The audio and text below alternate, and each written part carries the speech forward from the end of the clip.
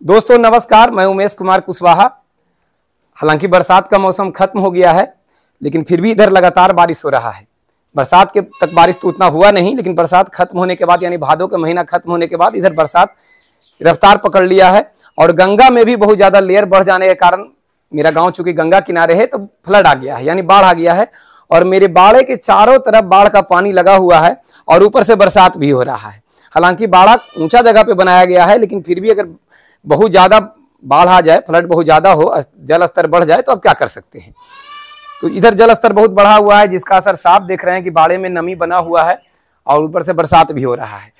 पूरे बकरियों को हमने बाहर निकाल के रखा है, क्योंकि बाहर ईंट लगाने की वजह से कीचड़ नहीं है, तो बकरियां उस पर घूम टहल रही है। और बीच का एरिया साफ कर दिया गया है जहां वो रात में रहती है, और बहुत ज़्यादा दिक्कत होने पर अंदर का एरिया बनाया गया है जिसमें बकरियां रहती है। इन बच्चों को हमने अभी बाहर नहीं निकाला है, बीच के एरिया में रखा है। इसके पीछे कारण है कि आज इसका वैक्सीनेशन करना है। तो कितना जरूरी है वैक्सीन लगाना, और वैक्सीन के दम पर ही इस मौसम में बकरियों को मैं पालन पोषण कर रहा हूं।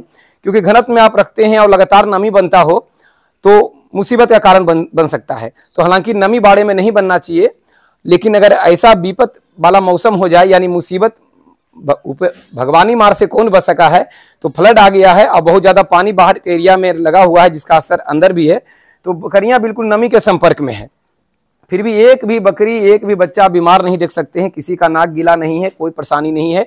इसके पीछे कारण यह है कि इनको टाइम टू टाइम वैक्सीन लगता है, और वैक्सीन लगाने के कारण ही बकरियां स्वस्थ है।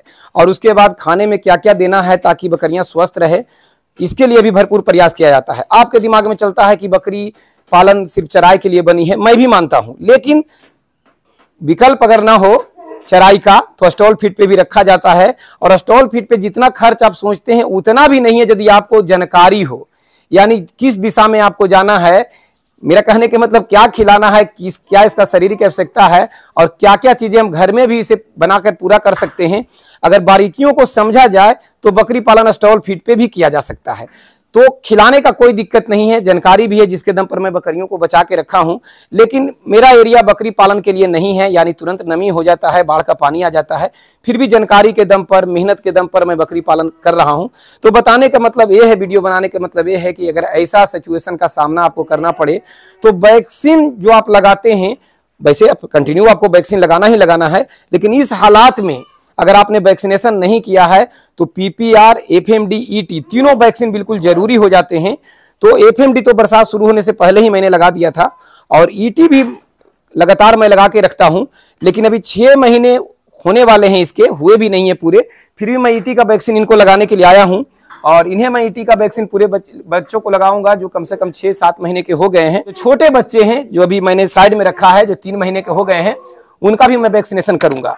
तो इस हालात में सभी वैक्सीन जरूरी है, लेकिन ईटी का वैक्सीन जरूर लगाएं, क्योंकि ईटी जो बीमारी है ये आंत में जो रोग होता है, आंत में जहर फैलता है, उससे ये बचाता है। तो अगर बैक्टीरियल रोग को ये कंट्रोल करता है, आंत के जहर का, यानी फड़किया रोग, इंट्रोटॉक्सेमिया रोग से बचाता है।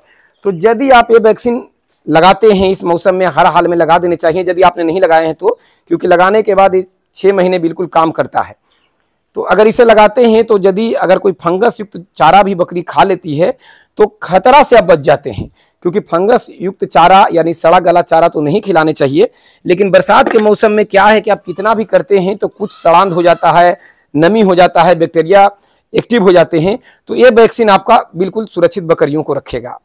तो ये मैं ईटी का टीका लगाने के लिए आया हूँ। इसी तरीका से पीपीआर, एफएमडी का जो भी मैं टीके लगाता हूँ आप लोग के बीच में हमेशा एक्सप्लेन करता हूँ, बताता हूँ। तो देखिए ईटी का मैंने 2 ला के रखा है, और क्योंकि सबको लगाना है, यहाँ इसको देख रहे हैं, अंदर भी बच्चे हैं और बाहर भी बकरियां हैं, तो सबको लगाना है। और ये आप 3 माह तक से नीचे की गाभिन बकरी को भी आप लगा सकते हैं। लगाने वाले तो गर्भ के 4-5 महीने तक भी लगा लेते हैं, लेकिन आप प्रयास करें कि कोई भी गर्भसेप दवा 3 महीने तक गाभिन रहे तो ही इस्तेमाल करें। और कोई भी वैक्सीन इसके अलावा गर्भसेप नहीं होता, ये गर्भसेप है, इसको आप गर्भित बकरी को भी लगा सकते हैं, लेकिन 3 माह से नीचे हो। और जो बच्चे 3 माह से ऊपर के होने वाले हैं उसे ही लगाया जा सकता है। तो आज मैं ईटी का टीका लगाने के लिए आया हूं, और इतना विस्तार से इसलिए बताता हूं दोस्त, ताकि आप चीज़ों को समझ सकें, आपको नुकसान का सामना नहीं करना पड़े। तो सबको मैं लगाऊंगा और उसका वीडियो बना के अगर आपको दिखाऊंगा तो बहुत समय लग जाएगा, बहुत लंबा वीडियो हो जाएगा, और आप लोग का समय कीमती है, उतना लंबा वीडियो आप देखते नहीं है। तो मैं 2-4 बच्चों को लगा के दिखाता हूँ, उसके बाद कम से कम मुझे घंटा लगेगा, 1 घंटे कम से कम लगेंगे सबको वैक्सीनेशन करने में। तो अगर वैक्सीन लगाते हैं तो कहने का मतलब है कि बकरियों को आप सुरक्षित बचाएंगे, और उसके बाद क्या खिलाना है, कैसे रखना है, क्या क्या खाने में इनको पोषक आहार देना है, ये टोटल मैंने वीडियो यूट्यूब पर अपलोड किए हैं, 750 वीडियो यूट्यूब पर अपलोड किए हैं, आप उसको देखकर भी हेल्प ले सकते हैं। और अगर आप चाहते हैं कि हर चीज़ें, हर बारीकियों को हम समझ के बकरी पालन करें, क्योंकि दिमाग में चल रहा है कि इनका माने ना माने, स्टॉल फीड पे करें ना करें, मैंने बकरी पालन करें या ना करें, और इच्छा भी है कि करना ही चाहते हैं, तो एक बार कहीं ना कहीं से ट्रेनिंग से जरूर जुड़ें, ताकि आपके अंदर जो सवाल चल रहे हैं उसका समाधान हो जाए। उसके बाद करना है ना करना है आप निश्चिंत हो जाएंगे कि मुझे करना चाहिए या नहीं, क्योंकि ट्रेनिंग में वो ट्रेनर, प्रशिक्षक आपको हर पहलू पे प्रकाश डालेंगे, ताकि आप क्लियर हो जाएंगे कि आप कर सकते हैं या नहीं। और ऐसे तो सुन के बहुत सारे दिमाग में चलता है कि कोई कुछ बोल रहे हैं, कोई कुछ बोल रहे हैं, आप कंफ्यूज हैं। तो आप करने लायक हैं या नहीं है, ये ट्रेनिंग के बाद ही समझ में आएगा। तो यदि आप मेरे पास आके ट्रेनिंग लेना चाहते हैं तो मैंने बहुत ही कम फीस कर दिया है, यानी ना के बराबर फीस है। आप आकर मेरे पास ट्रेनिंग ले सकते हैं, उसके लिए व्हाट्सअप करें कि आके ट्रेनिंग लेना चाहता हूं। और यदि आप बिजी हैं, फार्मिंग कर चुके हैं या फिर आने में असमर्थ हैं, तो घर बैठे भी ट्रेनिंग ले सकते हैं, और घर बैठे भी हर चीज़ों को आपको बताया जाएगा कि, और वो मेरे पर छोड़े कि मैं कैसे बताऊंगा, और आप एक हर चीज़ सीखेंगे कि किस तरीका से हम बकरी पालन करके सफल हो सकते हैं, या फिर हमसे होगा ही नहीं, ये आप निश्चिंत हो जाएंगे, और फिर आप दूसरा प्लान करेंगे कि मुझे दूसरा काम करना है, बकरी पालन मेरे से नहीं होगा। तो ट्रेनिंग के बाद क्लियर आप हो जाते हैं कि आपको करना है या नहीं करना है, ताकि आप अपना कीमती समय बचा पाएं।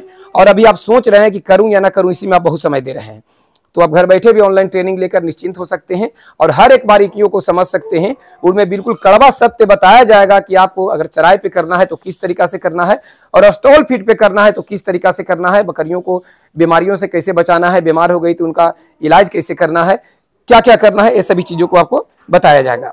चलिए हम ये लगा के दिखाते हैं। हालांकि मैंने सीन में भी आपको डाला है, देखिए बर्फ में करके लाने होते हैं, और वीडियो में विस्तार से बताने के पीछे यही कारण है, ताकि आपसे कोई गलती ना हो जाए। तो मैं कुछ बच्चों को लगा के दिखाता हूं, और बाकी मैंने सीन भी डाला है वीडियो में, ताकि आप उसको समझ सकें। तो चलिए, मैं जो छोटे बच्चे ऊपर हमने रखे हैं उनका मैं टीकाकरण करता हूँ। धुंधला आपको दिखेगा, कारण है कि बादल बहुत लगा हुआ है, तेज अंधेरा बिल्कुल हो चुका है। तो बिल्कुल स्वस्थ बकरी को या बच्चे को आपको लगाना है, बीमार पशु को ये वैक्सीन नहीं लगाया जाता। और बकरी चाहे 2 किलो हो या 200 किलो की है, 2 ml ही दिया जाता है। तो 2-2 ml मैं सबको यहाँ लगाऊंगा, जो कि आप देख पाएंगे। तो देखिए, चमड़ी में दिया जाता है वैक्सीन। हमने 2 ml भरा है, एयर निकाल लिया, और ये बच्चा देखिए 3 महीना का हो चुका है। तो हम इसको चमड़ी में इस तरीका से चमड़ी खींच करके, और इस तरीका से हमने इसको लगा दिया। देखिए बच्चा है, थोड़ा सा दिक्कत होता है, तो इसी तरीका से हम सबको लगाएंगे। मैं एक एक बच्चे को केज पर से उतार कर लगाकर फिर से केज पे रखता हूं, ताकि अगर मैं सभी बच्चों को एक ही बार उतार दूं तो फिर वो लगाने नहीं देंगे, क्योंकि मेरे पास आदमियों का संख्या कम होता है, हम अपना पूरे परिवार मिलके ही ये काम करते हैं। तो देखिए 2 ml फिर से हमने भरा है, दूसरा बच्चा है जिसको मैं लगाने जा रहा हूं, और बीच में वीडियो पॉज किया जाता है ताकि मैं आपसे एक करके आपको दिखा सकूं। देखिए इसे भी चमड़ी में दे दिया गया है, और इसे हम उठाकर ऊपर रखेंगे, इस तरीका से रखते हैं। और सब ध्यान रखना होता है कि किसको हमने लगाया था, इस तरीका से बारी बारी से सबको उतार उतार के हम लगाते चले